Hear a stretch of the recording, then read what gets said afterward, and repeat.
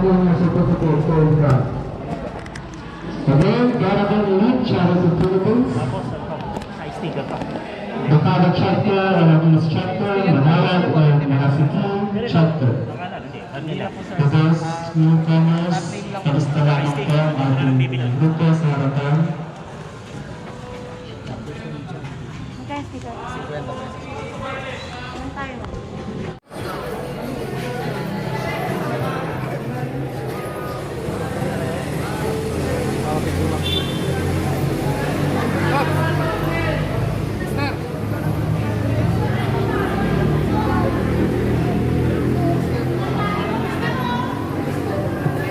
Coordinator, Kurma.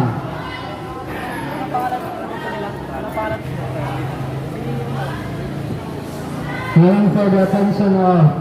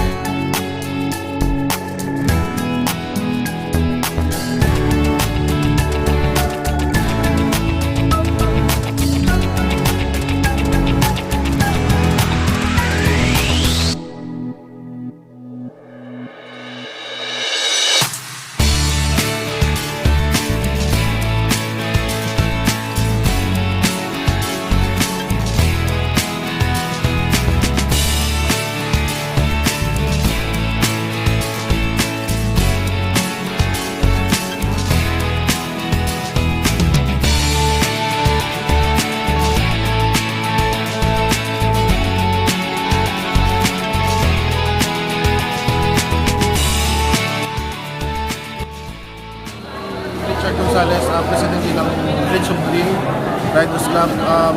Kami po yung nag-conduct ng charity sa bata. Sa team Katana, maraming salamat po sa pagpunta nyo po dito. Maraming salamat.